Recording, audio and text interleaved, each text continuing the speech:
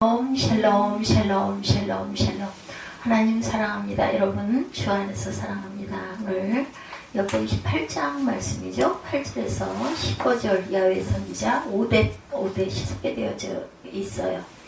28장 전체 우리 살펴봅니다. 오늘 중심 구절은 8절에서 15절인데 전체적인 부분 보죠. 28장은 27절까지 있습니다. 우상을 숭배하고 악정을 일삼는 아하스 왕의 통치를 28장에는 소개하고 있어요. 아하스는 유다의 왕들 중에 아주 극심한 우상 숭배에 빠졌던 그런 아주 왕이었습니다. 신앙을 떠나 폭정과 우상 숭배 광적이었던 아하스 그까지에게 하나님의 백성들은 도탄에 빠지고 고통과 고난에 신음하게 됩니다. 그는 끝까지 하나님께 반역하다가 죽고 말죠. 아하스의 악정입니다. 1절에서 4절 왕에 오른 아하스가 소개되고 있어요. 28장 1절에서 4절 봅니다. 아하스가 왕에 오를 때 나이가 20세라 예루살렘에서 16년 동안 다스렸으나 그의 조상 다윗과 같지 아니하여 야훼 보시기에 정직하게 행하지 아니하고 이스라엘 왕들의 길로 행하여 바알들의 우상을 모아 만들고 흰놈의 아들 골짜기에서 분향하고 야훼께서 이스라엘 자손 앞에서 쫓아내신 이방 사람들의 가증한 일을 본받아 그의 자녀들을 불사르고 또 산당과 작은 산 위에 모두 푸른 나무 아래서 제사를 드리며 분향하니라. 이렇게 증거되어 있어요. 요담이 죽어서 다윗성이 장사되자 그 아들 아하스가 유다 지하 12대 왕이 되었어요. 역대 유다 열왕 중에 가장 타락한 왕 가운데 한 명이죠. 20세의 왕이 되어 16년간 유다를 통치했습니다. 아하스는 선조인 다윗과 같이 야훼를 의뢰하며 통치자가 행할 마땅한 도리를 해야 함에도 불구하고 오히려 하나님을 대적하는 일을 도모합니다. 20세의 왕이 되었다. 그때 28장 1절이죠. 아하스가 왕에 오를 때 나이가 20세라 예루살렘에서 16년 동안 다스렸으나 그의 조상 다윗과 같지 아니하여 야훼 보시기에 정직하게 행하지 아니하고 이스라엘 왕들의 길로 행하여 바알들의 우상을 부어 만들고 또 흰놈의 아들 골짜기에서 분향하고 야훼께서 이스라엘 자손 앞에서 쫓아내신 이방 사람들의 가증한 일을 본받아 그의 자녀들을 불사르고 또 산당과 작은 산 위에 모든 푸른 나무 아래 제사를 드리며 분향하니라. 이렇게 오늘 본문이 증거하고 있습니다. 기업을 욕되게 하는 사람들에 대해서 이사야 47장 6절에 보면 전에 내가 내 백성에게 노하여 내 기업을 욕되게 하여 그들을 내 손에 넘겨 주었거늘 내가 그들을 긍휼히 여기지 아니하고 늙은이에게 내 몽해를 힘이 무겁게 메우며 말하기를 내가 영영이 여주인이 되리라 하고 이 일을 내 마음에 두지도 아니하며 그들의 종말도 생각하지 아니하도다. 이렇게 증거하고 있습니다. 가증한 죄악을 저질렀다고 6, 7절에도 거듭 말하고 있죠. 이는 그의 조상들의 하나님 야훼를 버렸습니다. 르말라의 아들 베가가 유다에서 하루 동안의 용사 12만 명을 죽였으며 에브라임의 용사 시그리는 왕의 아들 마세야와 국내 대신 이스라엘 킹과 총리 대신 엘가나를 죽였더라. 8절입니다. 이스라엘 자손이 그들의 형제 중에서 그들의 아내와 자녀를 합하여 20만 명을 사로잡고 그들의 재물을 많이 노력하여 사마리아로 가져가니 그곳에 야훼 선지자가 있는데 이름은 오뎃이라. 9절에 소개가 되죠. 오뎃. 그가 사마리아로 돌아오는 군대를 영접하고 그들에게 이르되 너희 조상의 하나님 야훼께서 유다에게 진노하셨으므로 너희 손에 넘기셨거늘 너희의 노기가 충천하여 살육하고 이제 너희가 또 유다와 예루살렘 백성들을 압제하여 노예로 삼고자 생각하는도다. 그러나 너희는 너희 하나님 야훼께 범죄함이 없느냐. 이렇게 답을 합니다. 그런즉 너희는 내 말을 듣고 너희 형제 중에서 사로잡아온 포로를 놓아 돌아가게 하라. 야훼 진노가 너에게 임박하였느니라 한지라. 이렇게 말하죠. 본문 중심 부분이기도 합니다. 가증한 죄악을 저질렀어요. 6, 7절에 아하스는 지금까지 유다 왕국을 다스린 왕들 가운데 아주 가장 악한 왕인 그는 유다 열왕 가운데 최초로 우상을 부어 만드는 범죄를 가져다가 한 게 아니라 우상을 부어서 만들었네요. 바알들의 우상을 부어 만들고 흰놈의 아들 골짜기에서 분향하는 것은 물론 자기 자녀까지 불살라 희생제사를 드립니다. 이러한 인신제사 행위는 야훼께서 또의 악한 행위로 규정한 것이죠. 이런 게 17장 17절에 증거되어 있죠. 그리고 모세율법에서 시험에 그 사형에 해당되는 가증한 죄악이었다라고 말합니다. 레위기 20장 1절에서 5절까지도 증거하죠. 우리는 이러한 아하스의 가증한 죄악을 통해 악인의 전형적인 모습을 보게 됩니다. 이방의 행위를 본받는 므낫세 역대 33장 2절에도 보면 므낫세도 그랬어. 야훼 보시기에 악을 행하여 야훼께서 이스라엘 자손 앞에 쫓아내신 이방 사람들의 가증한 악을 본받아 33장 3절입니다. 그의 아버지 스기야가 헐어버린 산당을 다시 세우며 바알들을 위하여 제단을 쌓으며 아세라 묵상을 만들며 하늘의 모든 이롤 성신을 경배하며 섬겼다. 가증한 행위를 절대로 본받아서는 안 되겠죠. 신명기 18장 9절 10절 11절입니다. 내 하나님 여호와께서 내게 주시는 땅에 들어가거든 너는 그 민족들의 가증한 행위를 본받지 말 것이니 그의 아들이나 딸을 불 가운데로 지나가게 하는 자나 전쟁이나 기름을 말하는 자나 요술하는 자나 무당이니 진언자나 신적자나 박수나 초혼자를 너희 가운데 용납하지 말아라. 이렇게 말씀하고 있어요. 하나님의 심판이 임한다고 6절에 증거하죠. 유다왕 아하스의 죄악이 극도에 이르렀을 때 하나님께서는 유다 주변에 있는 원수들을 일으켜서 유다를 침략하도록 합니다. 하나님께서는 아하스의 가증한 죄악을 심판하시기 위해 아람 왕 르신과 북이스라엘 왕 베가를 보내 징벌케 하시죠. 그들의 공격으로 하루 동안에 12만 명이나 유다 용사가 죽어요. 그리고 왕자를 포함한 국내 대신과 총리 대신도 살해되는 참극이 벌어지고 맙니다. 또한 심히 많은 무리가 다메섹으로 포로로 되어 끌려가죠. 지도자의 범죄를 이처럼 유다 전체에 큰 불행을 가져다 줍니다. 그것을 깨달아야 할 텐데 깨달지는 못했겠죠. 르신과 베가의 침공에 대해서 사사기 7장 1절에도 말합니다. 우시아의 손자요 요담의 아들인 유다의 아하스 왕 때 아람의 르신 왕과 르말랴야의 아들 이스라엘의 베가 왕이 올라와서 예루살렘을 쳤으나 능히 이기지 못하니라. 아하스를 에워싸합니다. 이런 게 16장 5절에 보면 이때 아람의 왕 르신과 이스라엘의 왕 르말랴야의 아들 베가가 예루살렘에 올라와 싸우려 하여 아하스를 에워쌌으나 능히 이기지 못하니라. 열왕기하 16장 6절에도 당시 아람의 왕 르신이 엘랏을 회복하여 아람에 돌리고 유다 사람은 엘랏에서 쫓아내었고 아람 사람이 엘랏에 이르러 거기에 거주하여 오늘까지 이르렀더라. 그러니까 그때 아람 사람들이 엘랏에 이르러서 그때부터 지금까지 거주했다는 거죠. 선지자 오데시 책망합니다. 9절에 그렇죠. 아까 우리가 읽은 대로 이스라엘 군사들의 지나친 행위에 대해서 책망하죠. 유다를 침략한 이스라엘 군사들은 형제관계인 유다 백성 20만 명을 포로로 잡아왔을 때 그 아내와 자녀들도 포함시켜요. 그리고 재물까지 약탈하여 사마리아로 가져갑니다. 그들은 이미 유다와의 전쟁에서 유다 백성을 12만 명이나 살육한 바 있는데 이러한 포로와 재물 약탈 행위는 지나친 행위였다 이렇게 평가되어 있죠. 허물이 커져서 하늘에 미친다고 에스라 9장 6절입니다. 말하기를 나의 하나님이여 내가 부끄럽고 낯이 뜨고 감히 나의 하나님을 향하여 얼굴을 들지 못하오니 이는 우리 죄악이 많아 정수리에 넘치고 우리 허물이 커서 하늘에 미치니이다. 자비를 베풀어야 되겠죠. 로마서 12장 20절에 내 원수가 줄이거든 먹이고 목마르거든 마시게 하라. 그러함으로 내가 숯불을 그 머리에 쌓아놓으라. 악에게 치지 말고 선으로 악을 이기라 이렇게 말씀하죠. 오데스 책망이 계속해서 이어지죠. 13절부터 15절까지 그들에게 이르되 너희는 이 포로를 이리로 끌어들이지 못하리라. 너희가 행하는 일이 우리를 야훼께 허물이 있게 함이니 우리의 죄와 허물을 더하게 함이로다. 우리의 허물이 이미 커서 진노하심이 이스라엘에게 임박하였느니라 하며 이에 무기를 가진 사람들이 포로한 노력한 물건을 방백들과 온 회중 앞에 둔지라. 이 위에 이름이 기록된 자들이 일어나서 포로를 막고 노력하여 온 것 중에서 옷을 가져다가 벗은 자들에게 입히며 신을 신기며 먹이고 마시게 하며 기름을 바르고 그 약한 자들은 모두 나귀에 태워대고 종려나무 성 여리고에 이르러 그의 형제들에게 돌려준 후에 사마리아로 돌아갔더라. 15절까지 이렇게 말씀하세요.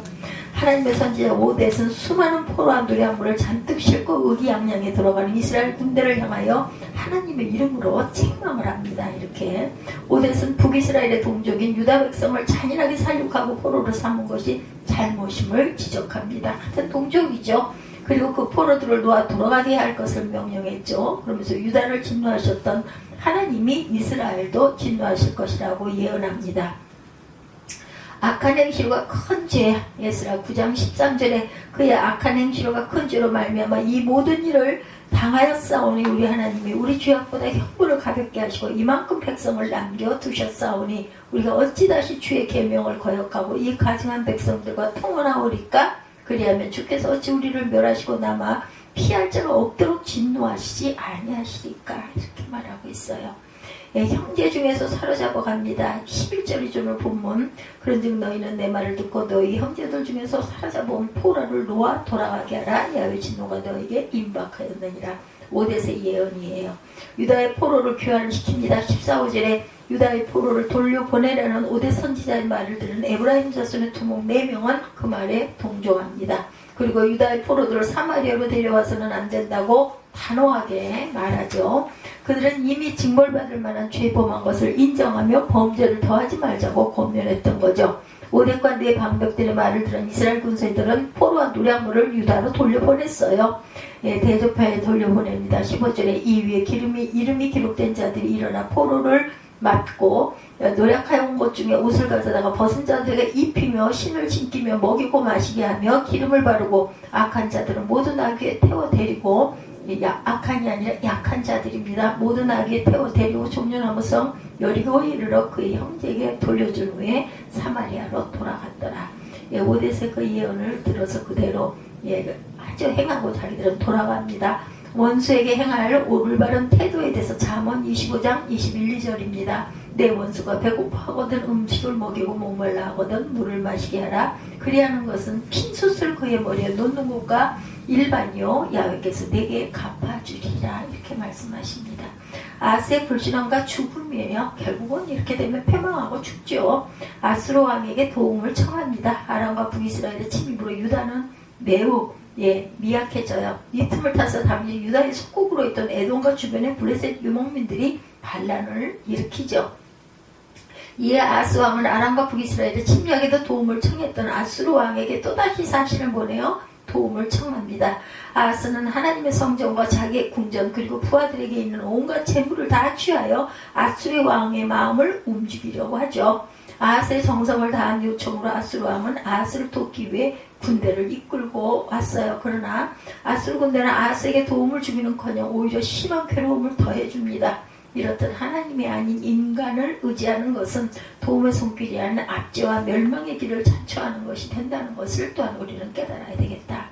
아스의 그 친아수르 정책입니다. 역대 18장 16절이죠. 그때 아스 왕이 아수르 왕에게 사람을 보내어 도와주기를 구하였으니 이는 에돔 사람들이 다시 와서 유다를 치고 그의 백성을 사로잡았으며 이래서 그렇죠. 성전과 왕궁의 은금을 취해서 보냅니다. 16장 8절에도 아스가 야훼 성전과 왕궁 곳간에 있는 은금을 내어다가 아수르 왕에게 예물로 보냈다라고 말하고 있어요. 아수르 왕이 그 청을 듣고 곧 올라와 다메섹을 쳐서 점령하여 그 백성을 사로잡아 기르로 옮기고 또 르신을 죽였더라. 도와준 적도 있기는 있네요. 보니까. 그래서 아스는 결국 범죄하고 죽습니다. 23절에 보면 하나님은 하나님께서 징계 채찍을 아스는 내칠수록 하나님께 무릎 꿇기는커녕 더욱 하나님을 떠나 헛된 것을 의지합니다. 그는 스스로 망령되에 행하여 하나님께 범죄함으로 이방 에돔에게 매우 없이 공격을 받고 그들에게 사로잡히고 말아요. 야훼께 망령되 행하는 아스의 범죄는 유다 백성들로 하여금 에돔 백성에게 사로잡혀가게 했을 뿐만 아니라 블레셋 사람들로 하여금 유다 곳곳에 와서 기거하게 하였던 거죠. 아스는 이러한 징계를 통해서도 하나님의 섭리를 깨닫지 못합니다. 그는 오히려 자기를 친 다메섹 그 신들에게 제사를 드리기까지 해요. 미친 거죠 완전히. 그리고 곧이어 하나님의 전에 기구를 회파합니다. 그러나 하나님께서 최종적으로 남겨주신 회개의 시간을 스스로 저버리죠. 이 같은 그의 행적은 하나님의 진노를 격발케 했고 그는 결국 죽게 되었고 열왕의 묘실이 묻히지 못하고 예루살렘 성에 장사되는 비참한 종말을 맞게 되죠. 다메섹 신들에게 제사했다 이렇게 나옵니다. 이때 28장 23절이죠. 아스 왕이 공고할 때 더욱 야훼께 범죄하여 자기를 친 다메섹 신들에게 제사하여 이르되 아람 왕들의 신들이 그들을 도왔으니 나도 그 신에게 제사하여 나를 돕게 하리라 하였으나 그 신이 아스와 온 이스라엘을 망하게 하였더라. 그 신이 망하게 했겠어요. 하나님이 그렇게 하셨죠. 그죠? 행위에 따르는 보응입니다. 로마서 2장 6절에 하나님께서 각 사람에게 그 행함대로 보응하시되 참고 선을 행하여 영광과 존귀와 썩지 아니함을 구하는 자에게는 영생으로 하시고 오직 당을 지어 진리를 따르지 아니하고 불의를 따르는 자에게는 진노와 분노로 하시리라 말씀해요. 우리 유다 열왕 중 아하스와 므낫세의 삶을 통해 악인의 전형적인 모습을 보게 되죠.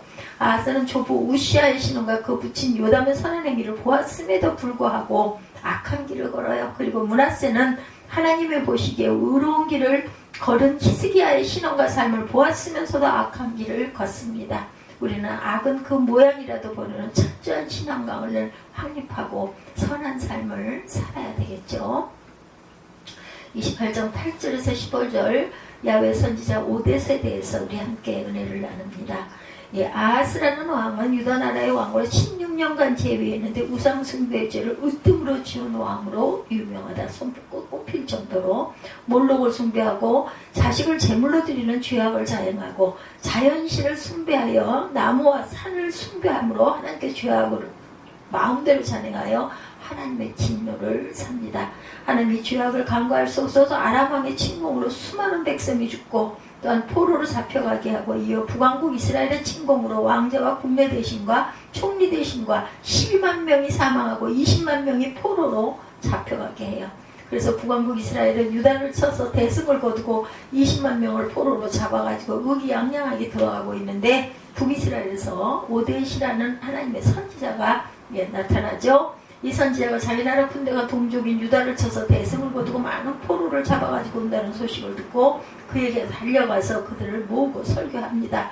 그 설교의 내용이 우리가 반복해서 읽었던 내용들이죠. 너희는 유다 사람처럼 하나님께 범죄함이 없는가?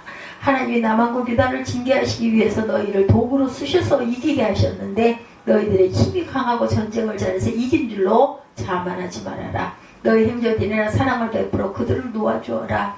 이렇게 그들에게 설교했더니 이스라엘 군대는 마음에 깨닫고 감동이 되어 오뎃의 말씀대로 행동하여 20만 명의 포로를 놓아주고 먹을 것을 주고 옷을 입히고 상처받은 일을 치료하여 여리고까지 호송하여 본국으로 돌아가도록 배웅하는 아름다운 행동을 행하게 됩니다. 기적같은 일이 일어난 거죠. 하나님의 말씀인 설교는 때로 듣는 이들의 생각이나 의견과 다른 것을 요구하실 때가 있어요. 말씀을 준비하는 목회자는 한 그루의 나무만 바라보는 성도들의 시야와는 다르게 전체 숲을 보는 영적인 시야로 말씀을 준비해서 성도들의 의견과는 다른 말씀이 전하여질 때도 있다는 것을 우리가 깨달아 알아야 되겠다. 그러할 때 성도들이 그 말씀을 받아 어떻게 행동하는가 하는 것입니다. 본문의 이스라엘 백성들은 오뎃의 설교를 듣고 귀중한 믿음으로 행동을 했어요. 그렇죠? 북이스라엘 그 민족이 우리 또한 매주일 오셔서 하나님 말씀을 듣는데 이들과 같아야 되겠다. 그래서 오늘 말씀을 들은 후에 어떤 자세를 가져야 하는가를 전합니다. 본문의 이스라엘 군대 같은 복된 열매가 맺히시기를 주님의 이름으로 축복합니다. 첫 번째, 자신을 바라보는 믿음의 눈이 있어야 되겠다. 우리 자신을 바라볼 줄 알아야 되겠죠? 그가 사마리아로 돌아오는 군대를 영접하고 저에게 이르되 너희 열조의 하나님 야훼께서 유다를 진노하신 거로 너희 손에 붙이셨거늘 너희 노기가 충천하여 살육하고 이제 너희가 유다와 예루살렘 백성들을 압제하여 노예로 삼고자 생각하는도다. 너희는 너희 하나님 야훼께 범죄함이 없느냐? 너희는 잘못된 게 없느냐? 9절 10절이죠. 오뎃은 너희도 죄를 짓고 사는 부족한 인생들인데 유다가 죄의 값으로 진노를 받은 것을 보면서 너희는 그 진노를 피할 수 있다고 생각하고 유다 백성들을 포로로 잡아 노예로 삼을 것을 좋아하고 즐거워하면 생각하고 자신은 바라보지 못하는가. 그렇게 신랄하게 책망하고 그들에게 설교합니다. 이 말씀을 들은 이스라엘은 자신을 되돌아보고 회개하죠. 우리도 유다와 다를 것이 없는 그런 나약한 존재들이에요. 그렇죠? 그들이 받은 징계를 우리도 받을 수 있겠다는 것을 항상 깨닫고 알아야 되겠다. 이것이 바로 말씀을 듣는 성도들이 가질 첫 번째 자세다. 말씀을 들으며 우리 자신을 바라볼 줄 아는 눈을 가져야 할 것이라는 것.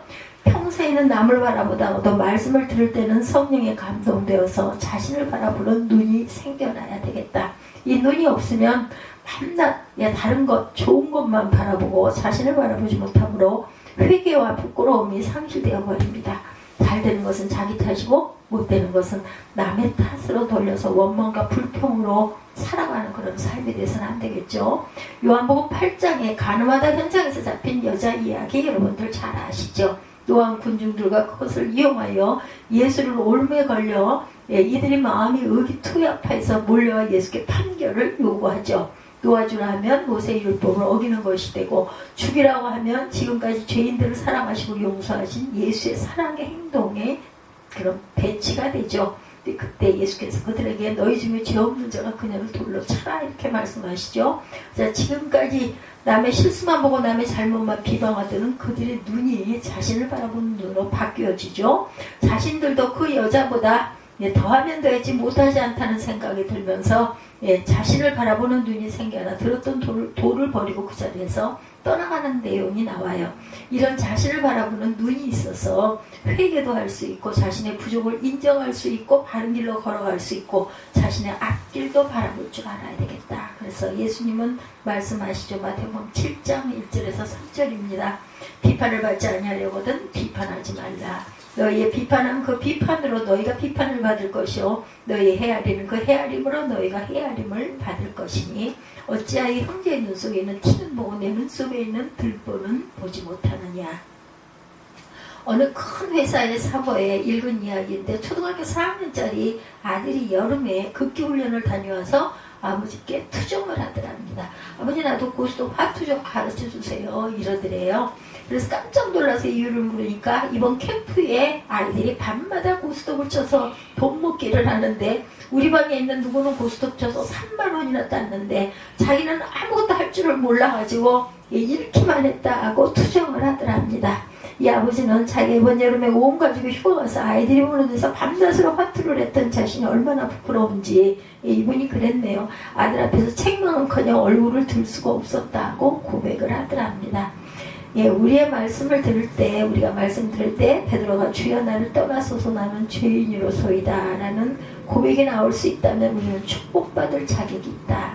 오데스 설교를 듣고 우리의 허물이 이미 커서 진노하신 이스라엘에게 임박하였다라는 비판, 그것을 자신들의 죄악을 먼저 바라볼 수 있었던 이스라엘의 행동, 우리도 모두 본받는 그런 영의 눈들을 가져야 되겠다. 두 번째, 말씀대로 순종하여 행하는 성도가 되어야 합니다. 오데스 설교를 들은 이스라엘이 불순종할 이유와 조건이 너무나 많았어요. 우리가 목숨 걸고 전쟁에 나가 싸운 전리품인데 당신이 감나라 배나라 할 수 있느냐? 당신은 전쟁에 참전도 안 한 사람이 무슨 자격으로 우리에게 이렇게 그들을 놓아주라고 하느냐 하고 불순종하거나 불평할 수도 있었죠. 근데 이들은 말씀을 듣고 자신을 발견하고 성령에 감동되어서 장수와 모든 병상 하나같이 말씀에 순종해서 포로와 노력한 물건을 내어놓게 되었습니다. 이 병기를 가진 사람이 포로와 노력한 물건을 반백들과 온 회중 앞에 둔지라. 14절 말씀이죠. 성령은 우리를 감동시켜서 말씀대로 순종하는 성도로 만듭니다. 그 명령이 내 마음에 맞지 않거나 행하기 어려운 것이라도 하나님의 말씀에 감동되면 순종할 수 있는 줄로 믿어요. 예수님의 한 장님을 위하여 그 눈에 진흙을 바르고 실로암 물가에 가서 씻어라 말씀하시죠. 장님의 입장에서 볼 때는 예수님의 명령이 너무 힘들어서 항변할 수도 있어요. 거기까지 장님이 내가 어떻게 가요? 이럴 수도 있다는 거죠. 거기 가서 나을 것이면 지금 이 자리에서 낫게는 왜 못해줍니까? 이렇게 대들 수도 있어요. 실로암 샘물 말고 더 가까운 눈물로 가면 안 됩니까? 이럴 수도 있습니다. 다른 사람은 그냥 낫게 해줄 수도 있는데 나에게는 왜 그렇게 힘든 일을 시킵니까? 투정할 수도 있죠. 그러나 이 소경은 지팡이를 더듬으며 실로암 샘물을 찾아가 그 말씀대로 순종하여 물론 눈을 씻을 때 눈이 떠지게 되었어요. 그렇죠? 나만 장군 이야기도 여러분들 잘 아시죠? 순종할 줄 알아야 된다. 사탄의 말씀을 들을 때 먼저 불순종하게 되죠. 사탄이 하는 것입니다. 안 될 조건만 생각나게 하고 불평할 거리를 만들어 순종하지 못하게 되죠. 내 생각이 훨씬 더 좋다고 교만의 마음을 들기도 합니다. 그리고 뭔가 한마디 하여야 똑똑하고 남보다 나은 것 같은 착각이 들기도 해요. 그러나 이런 것들을 꺾고 주님 말씀대로 순종할 때 기적이 만들어진다는 것. 이스라엘 백성들이 여리고성을 공략하죠. 하나님은 여호수아에게 언약궤를 메고 제사장들이 이 앞장을 서고 7 제사장은 양각 나팔을 불며 뒤를 따르고 온 백성들이 그 뒤를 따라 하루에 한 바퀴씩 성을 6일간 돌고 실제는 7바퀴를 돌라고 하죠. 여리고성 점령 때. 13바퀴를 돌고는 온 백성이 한마음으로 소리를 지르며 성을 무너뜨려 주시겠다고 약속을 하셨어요. 그래서 이것이 사람의 눈으로 볼 때는 참 한심스럽고 미련한 명령 같은데 무슨 6바퀴 돌고 7바퀴 돌고 그래서 뭐 13바퀴를 돌면 성이 무너져 그냥은 왜 와르르 못 무너져 이럴 수도 있잖아요. 네, 그런데 사다리를 타고 성에 기어 올라가서 그 성문을 열든지 그죠? 네, 큰 통나무를 수레에 싣고 많은 병사들이 앞서가서 성을 깨뜨리든지 해도 되지 않느냐 이럴 수도 있어요. 그냥 성벽주의를 돌고 가지고 와서 그 이중으로 건축된 여리고성을 무너뜨릴 수는 없을 건데 그런데도 이스라엘 백성들은 하나님이 말씀하시는 것도 아니고 여호수아를 통해서 전해주시는 말씀대로 순종합니다. 이것이 바로 믿음이죠. 하나님이 그렇게 하라 하셨으니 맞겠지 이렇게 믿는 거죠. 60만이나 되는 사람들이 모두 불평 한마디 하지 않았다 이렇게 증거되어 있습니다. 여리고성 사람들이 별별 욕을 하여도 아무 말 하지 말라는 하나님의 명령대로 입을 다물고 7일간 성을 13바퀴나 도는 긴 여정을 완성합니다. 성이 뭐 그렇게 뭐 짧겠어요. 그죠? 그 긴 성을 그렇게 13번이나 돌았다. 그리고 마지막 온 백성이 마음을 합하여 성을 향하여 소리를 지를 때 난공 불락의 성이 와르르 하고 무너지죠. 기적이 일어난 겁니다. 그것 또한 가나안 모든 왕들과 사람들이 소식을 듣고 마음이 물같이 녹아내려 가나안을 정벌할 수 없었다 이렇게 증거하고 있습니다. 하나님의 말씀을 믿고 받고 순종할 줄 아는 저와 여러분들이 되셔야 되고 자신들이 생명 걸고 전쟁에 나가 얻은 포로와 전리품을 오데세 한 사람의 말씀을 듣고 순종해서 하나님이 보내는 말씀이구나 라고 듣고 모두 다 내놓았던 이스라엘 사람들의 지와 행동을 많은 말씀을 들으면서 우리가 신앙생활을 하는 하나님 보시고 온전한 모습으로 살아갈 줄 아는 믿음, 지혜와 분별이 있어야 되겠죠. 세 번째, 사랑과 용서의 행동을 탈 줄 알아야 되겠다. 이외 이름이 기록된 자들이 일어나 포로를 막고 15절이죠. 노력하여 온 중에서 옷을 취하여 벗은 자에게 입히며 신을 신기며 먹이고 마시우며 기름을 바르고 약한 자는 나귀에 태워 데리고 종려나무 성 여리고에 이르러 형제에게 돌리며 사마리아로 돌아갔더라. 이런 내용은 저는 다른 데서 본 적이 없는 것 같습니다. 말씀을 듣고 자신을 바라보고 순종하는 이들에게는 아름다운 삶의 열매가 열리게 된다는 것. 순간은 손해나는 것 같지만 하나님께서는 반드시 보응해 주세요. 몇 배로? 30배, 60배, 100배로 보응하십니다. 이스라엘 고인들은 포로와 노획물만 내어놓고 집으로 돌아가지 않았어요. 포로로 잡혀온 유다 동족들의 벗은 자들을 입히고 신을 신겨주고 치료해주고 음식을 먹이고 또한 약한 자들과 부상자들을 자신의 나귀와 말에 태워서 여리고까지 정성껏 배웅을 해주죠. 그냥 마지못해 포로와 전리품을 내어놓은 것이 아니라 동족에 대한 그런 사랑으로 솟아나는 용서와 측은함이 솟아나와서 모든 것을 사랑의 형제에게 행하는 행동으로 바뀌어졌다는 것. 우리는 적어도 1년에 150편의 설교를 듣고 살아간다고 하죠. 제가 이걸 계산을 하니까 거의 만여 편을 설교를 했다는 그런 생각이 들더라고요. 얼마나 많은 사랑과 용서의 행동이 나와야 하겠는가. 그 많은 만 편은 그만두고 1000편을 들었다 하더라도 그렇죠. 근데 우리의 마음이 날이 갈수록 사랑이 사라지고 용서와 그런 포용이 실종되어 갑니다. 그리고 미움과 시기와 교만만이 마음속에 가득 채워져서는 안 되겠죠. 포옹하고 용서하기보다 무슨 트집을 잡을 것은 없을까, 무슨 공격할 건수는 없을까 하며 살아가서는 안 되겠다. 그래서 기도하고 예배하고 사랑하여야 할 교회가 그 본 모습이 자꾸 사라져서는 안 되겠죠. 다 그런 건 아닙니다. 우리가 삶 속에서 때로는 알면서도 이렇게 잘못된 길로 갈 때 돌이킬 줄 알아야 되겠다. 단 한 번의 설교를 듣고 변하는 이스라엘 군인들을 바라보면서 우리는 너무도 잘못되어 가고 있다고는 생각하지 않는지 이제 우리는 사랑과 용서와 포용의 자세를 가지고 살아가야 되겠다. 그 연세대의 윤방보 교수님이라는 분이 계시는데 어느 날 전차를 탔는데 6명 앉을 수 있는 자리에 남자 중학생 녀석이 다리를 딱 벌리고 2사람짜리를 차지하고 앉아 있어서 5명밖에 앉지 못한 것들을 보았답니다. 저도 젊은 시절에 이렇게 대중교통 이용할 때 이런 분들이 가끔 있어요. 아주 못마땅한 생각이 들어서 염치 불구하고 그 옆자리에 끼어 앉으셨대요, 이분이. 교수님이. 그리고는 좁은 자리에서 자신이 슬며시 다리에 힘을 주어서 벌려서 중학생이 다리를 오므리고 좁게 하도록 일부러 압력을 가했답니다. 근데 이 녀석이 같이 힘을 주면서 자세를 고치지 않더랍니다. 안 거죠. 나를 이렇게 밀어내느라고 이렇게 힘을 주는구나. 그 둘이 힘싸움을 했겠죠. 그죠? 예, 그래서 좀 더 힘을 주면서 녀석을 압박했답니다. 그래서 중학생이 못마땅한 얼굴로 쳐다보면서 말하더랍니다. 아저씨도 포경 수술했어요. 하고 묻더랍니다. 이 학생이 아파서 그랬던 것 같아요. 그죠? 예, 우리는 상대방이 처치는 아랑곳 없이 내 뜻이 맞지 않으면 미워하는 그런 그 모습, 이것도 고칠 줄 알아야 되겠죠? 서울 어느 성결교회에 그 권사님 한 분이 계셨답니다. 5명의 딸을 낳고 마지막에 귀한 아들을 얻었어요. 예, 5딸 5에 아들 하나를 얻었으면 얼마나 귀하겠어요. 그런데 이 아들이 고등학교 1학년 때 불량배 칼에 찔려서 그만 죽고 말았다고 그래요. 부모의 슬픔은 말할 것도 없겠죠. 장례를 치르고 주일날 말씀을 듣는데 원수를 사랑하라는 용서의 말씀을 들었대요. 나와는 관계없는 것이고 용서할 수 있는 경우에 당한 말씀이라고 생각을 했다는 거죠. 근데 그 후에도 말씀을 들을 때마다 용서와 화평에 대한 말씀만 자꾸 귀에 크게 들려오더랍니다. 물론 목사님이 의도적으로 하신 건 아니겠죠. 말씀 속에 자연스럽게 나오는 그리스도의 사랑과 용서에 대한 당연한 말씀이었을 거예요. 근데 이 말씀들이 권사님의 마음을 자꾸 찌르더랍니다. 몇 날 며칠을 기도하고 울더니 어머니는 어느 날 예수님이 자신을 위해서 죽으신 사랑을 깨닫게 됐다 그래요. 그리고 결단하고 감옥으로 아들을 죽인 살인범을 면회갑니다. 그리고 그에게 주님이 나를 용서하신 것처럼 나도 너를 용서한다고 눈물을 펑펑 쏟고 말하시더래. 그리고는 담당 검사를 찾아가서 사면을 요청하는 탄원서를 접수했다고 합니다. 이게 말은 그렇지 얼마나 가슴이 아팠겠어요.